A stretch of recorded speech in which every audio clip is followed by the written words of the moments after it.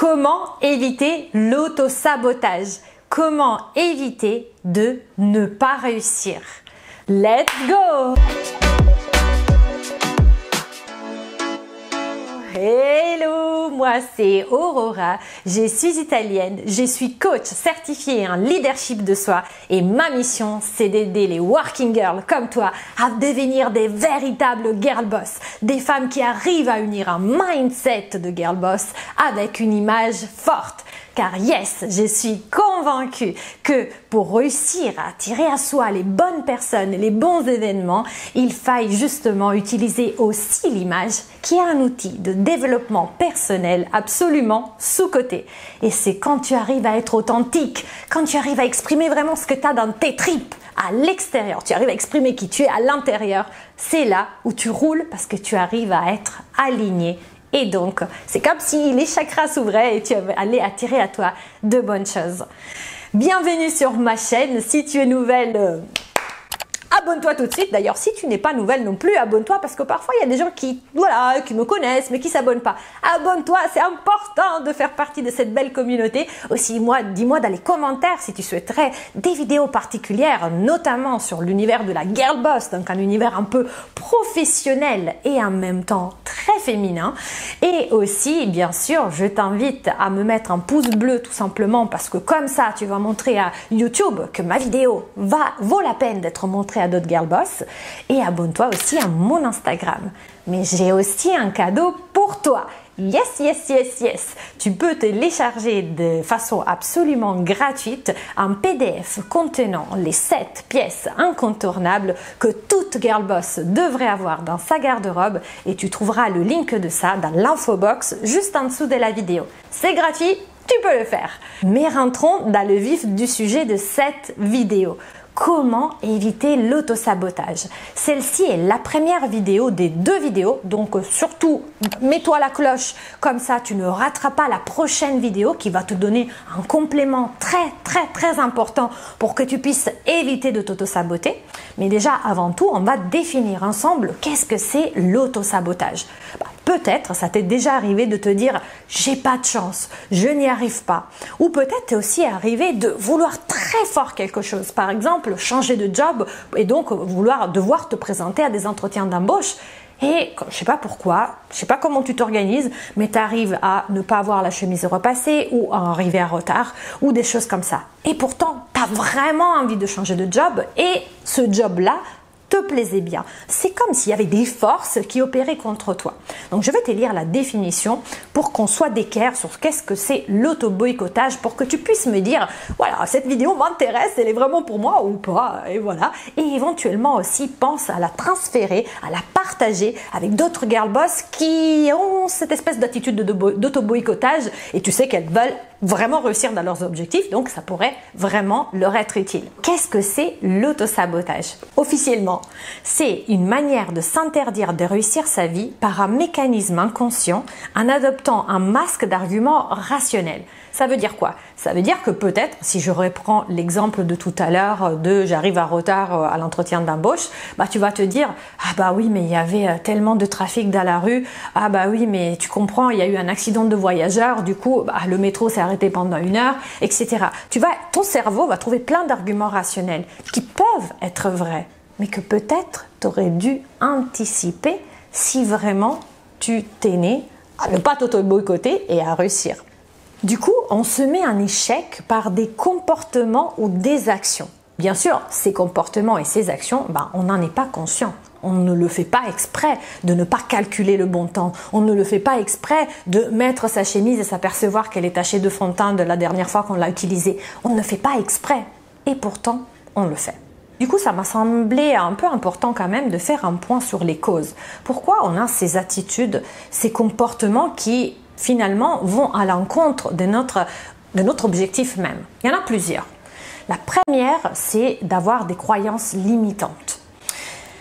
Si par exemple, moi je peux te parler un peu de mes croyances limitantes, j'ai toujours voulu travailler dans l'audiovisuel depuis que je suis toute petite, mon frère il le sait, il me l'a dit plein de fois, depuis que j'ai 16 ans, je voulais travailler à la télé, je voulais avoir le micro, je voulais être sur scène.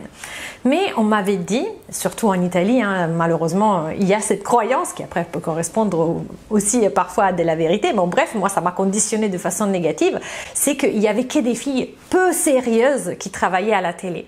Et notamment, mon père n'arrêtait pas de dire bon bah c'est pas un vrai job, c'est très instable et de toute façon si tu vas à la télé, bah toutes ces filles-là tu les vois, elles ont forcément couché avec quelqu'un, donc finalement c'est pas des filles bien recommandables. Et donc d'un côté, j'avais envie de pouvoir arriver dans ce milieu. Et quand je suis arrivée en France, j'ai fait une école, ça s'appelle l'Académie audiovisuelle pour pouvoir y travailler. Et aujourd'hui, je suis face à toi parce que j'aime trop la caméra et j'aime te parler à toi. Et voilà, mon rêve, c'est d'avoir une émission à la télé comme Oprah Winfrey, et je le dis à tout le monde. Mais ça n'empêche qu'au fond de moi, je me suis rendu compte qu'il y avait cette croyance limitante qui m'empêchait de, par exemple, tout simplement contacter les agences qui travaillent avec les télés. Je ne l'ai pas fait. Alors tu te dis, mais comment est-ce possible que tu veuilles travailler à la télé et que tu ne contactes pas les télés ou les agences? Et c'est de l'auto-boycott lié à cette croyance limitante que les filles qui travaillent à la télé ne sont pas sérieuses ou elles doivent coucher pour réussir. Tu vois, ça va loin. Donc essaye de voir si tu trouves des croyances limitantes relatives à ton projet qui ne sont pas évidentes. Parce que par exemple, je veux travailler à la télé, on ne pense pas tout de suite, voilà, tu as couché avec quelqu'un. Mais pourtant, qui sont là, sont larvées. Et des choses, notamment, tu peux fouiller dans ton enfance, des choses qui sont souvent liées à ce que tes parents t'ont dit ou à ton expérience très ancienne ou ce que ta meilleure amie de l'époque t'avait dit, etc. Donc vraiment comme une espèce de bloc de croyances qu'on t'a donné en étant petite et qu'aujourd'hui tu continues de croire vrai. Et tant que tu les croiras vraies, ces croyances-là vont venir à l'encontre de ton projet. Tu vois? Donc il faudra les démanteler pour justement les remplacer par d'autres croyances qui, elles servent la nouvelle toi, celle que tu veux devenir et ton objectif. Si tu as besoin de ça, sache que moi je suis coach et d'ailleurs à telle occasion je te dis de remplir, si tu as envie de travailler avec moi ou en tout cas d'en savoir plus sur mon programme qui va unir d'un côté l'image esthétique et de l'autre côté du mindset sur un programme des puta madre qui a changé des vies. Voilà, je te mets ici où tu peux trouver ici le témoignage de ma toute première cliente avec qui je travaille depuis longtemps qui a changé vraiment radicalement sa vie. Donc si tu as envie de faire la même chose, je te laisse le lien dans la barre d'infos d'un questionnaire. Remplis-le pour avoir 1 heure d'entretien avec moi pour voir si on peut travailler ensemble. Parce que sache qu'on va prendre toutes tes croyances une à une pour qu'il y ait du balai pour que tu puisses devenir et incarner cette girl boss que tu es au fond de toi et qui pour le moment n'arrive pas à sortir. Le deuxième point qui te limite au fait tout simplement dans le fait d'atteindre tes résultats et qui provoque le fameux auto-boycottage, c'est une faible estime de soi. Estime de soi, tu sais, estimer quelque chose veut dire donner de la valeur. Donc quand on dit on a une faible estime de nous-mêmes, ça veut dire qu'on se donne une valeur très faible. Et il ne faut pas confondre avec la confiance en soi. C'est 2 notions totalement différentes. En tout cas, l'estime de toi faible, du coup, ça veut dire que tu ne te crois pas capable, que tu ne te sens jamais assez, que quand tu parles, tu te sens inadéquate. Et le fait de ne pas croire en toi quelque part fait que finalement, tu joues pas all-in, tu sais, tu fais pas tapis sur ta table. Si tu allais à ton entretien, tu vas pas tout risquer, tu vas pas vraiment t'y mettre à fond pour réussir. Parce que tu te dis, mais finalement, même si j'arrive, il y aura des candidats qui seront plus forts que moi. Mais ils m'ont appelé, mais ça doit être une erreur. Mon CV, il n'est pas à la hauteur. Ils veulent une manager expérimentée, j'ai que 2 ans de management. Tu vois, toutes ces pensées-là qui finalement te paraissent anodines et, encore une fois, justifiées par des pensées rationnelles. Oui, mais vraiment, j'ai que 2 ans d'expérience. Mais finalement, elles ne sont pas là pour t'aider, mais pour t'enterrer. Donc, tu sais, j'ai dit tout le temps, le cerveau, c'est comme un marteau. Tu peux l'utiliser pour démolir ou pour te reconstruire. C'est le bon choix. Aussi, ça pourrait être, tu t'auto-boycottes parce que l'objectif que tu veux atteindre, finalement, ce n'est pas le tien. Il t'a été imposé par des tierces personnes. C'est le cas par exemple quand on grandit et que tu as le papa qui dit « Ah, tu seras vraiment bien en tant que médecin, ma fille. » Et depuis que tu es petite, on te dit qu'il faille suivre voilà, les traces, les pas de ta famille, devenir médecin, etc. Mais toi, au fond de toi, tu es artiste. Et on t'a dit bah, « Non, non, ma fille, tu vas être une parfaite médecin. » Le problème, c'est que du coup, tu t'auto-boycottes, peut-être tu ne révises pas assez tes matières à la fac, etc.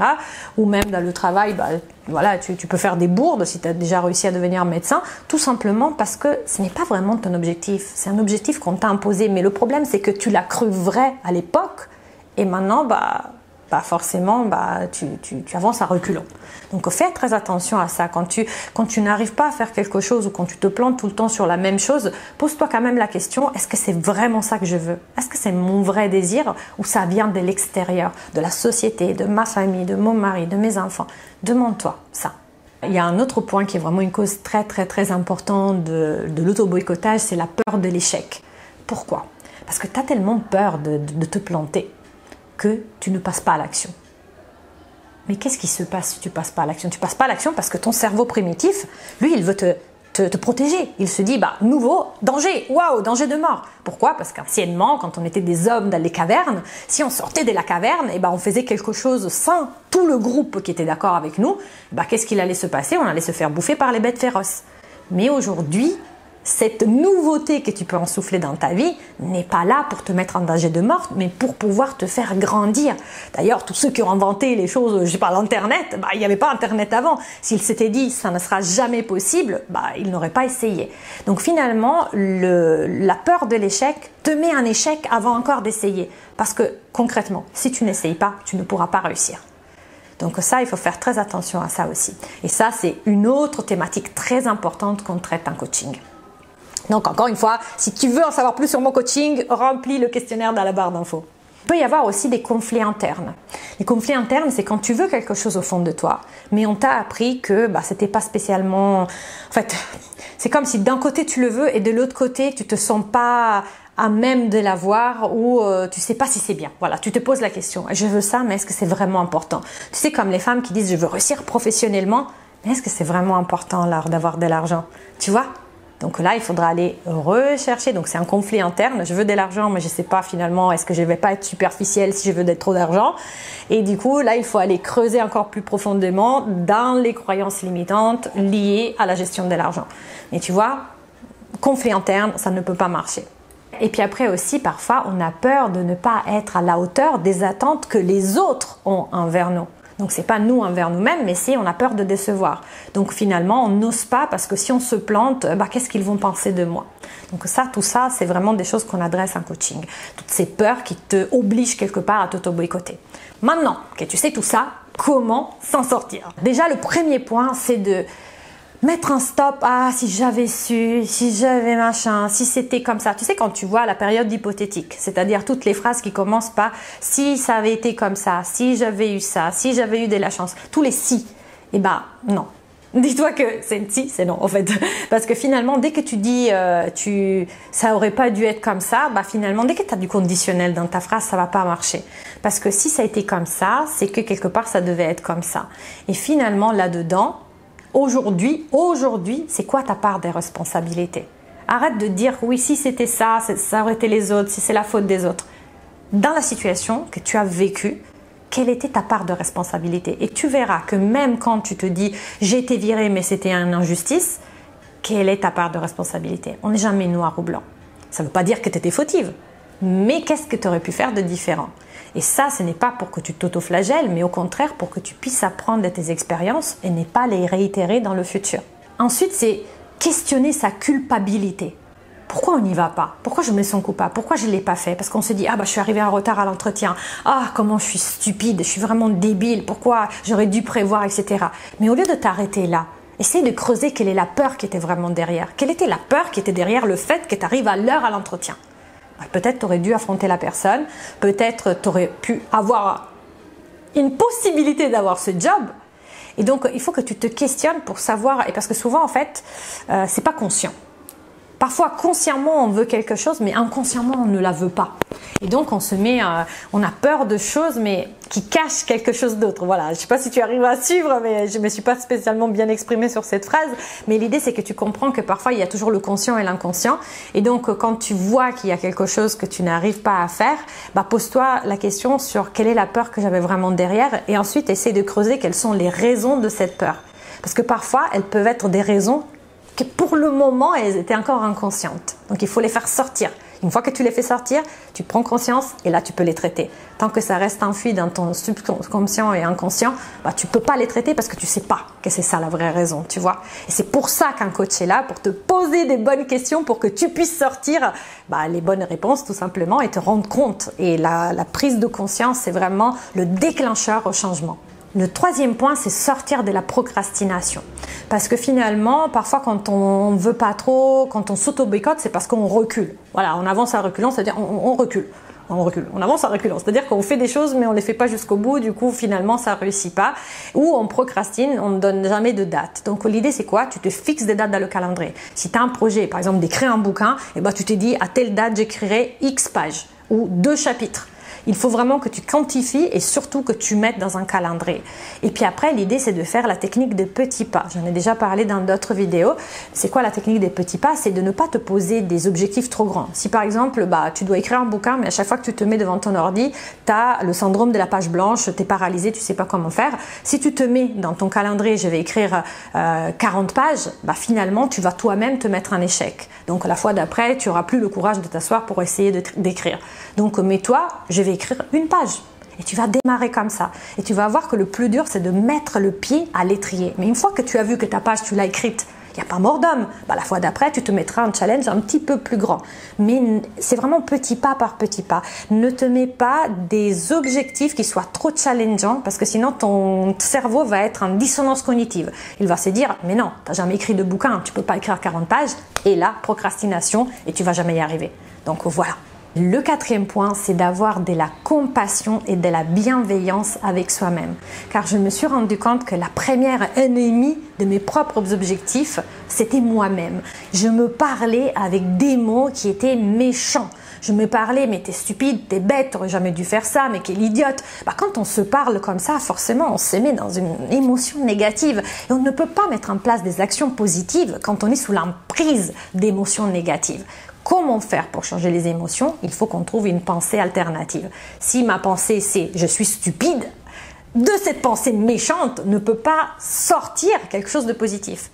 Si je me dis « je me suis trompée et je ferai mieux la prochaine fois », je me suis trompée et j'ai compris quelle était mon erreur, déjà ça laisse, vous voyez, une émotion « ah, ok, je peux me sauver, je suis pas la dernière des nulos ». Tu vois, et donc du coup là l'émotion est plus positive et les actions que je vais mettre en place légèrement plus positives et donc les résultats légèrement plus positifs jusqu'au jour où je vais justement cumuler tous les effets positifs de ce petit shift à la fois pour atteindre mon résultat et pour éviter justement de m'auto-boycotter. Et vraiment à chaque fois, si tu n'arrives pas à avoir cette lucidité là, projette-toi en tant que ta future toi ayant déjà réussi ce que tu veux accomplir et interroge-la. Qu'est-ce qu'elle a fait elle? Qu'est-ce que tu as fait toi pour réussir? C'est toi par exemple dans 2 ans. Elle a réussi à avoir le nouveau job, elle est super contente, elle a un super salaire, une super maison. Qu'est-ce qu'elle a fait pour réussir?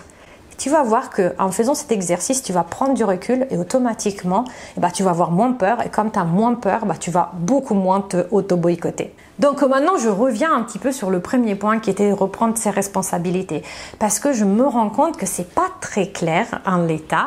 Et donc, je voudrais te proposer de rester avec moi sur la prochaine vidéo pour qu'on puisse un petit peu expliciter au mieux ce concept. Qu'est-ce que ça veut dire vraiment et comment faire? Parce que je me suis rendu compte de l'importance des écrits. Quand on prend les responsabilités, je t'ai dit, écris ce qui s'est passé. C'est vraiment très important de le faire à la main et pas à l'ordinateur. Mais on en parle dans la prochaine vidéo. Donc, si tu veux définitivement arrêter de t'auto-boycotter, mets tout de suite la cloche pour savoir quand ma prochaine vidéo va sortir. Dis-moi aussi dans les commentaires qu'est-ce que tu as pensé de cette vidéo. Est-ce que tu t'auto-boycottes? Dans quelle situation? Raconte un peu. Si tu as besoin de coaching vite fait, bien fait, tu me le mets dans les commentaires. Je te répondrai en commentaire. Et abonne-toi aussi à mon Instagram. Abonne-toi à cette chaîne si ce n'est pas encore fait. Mets-moi un pouce bleu. Et d'ici la prochaine vidéo, je te dis ciao et à la prochaine.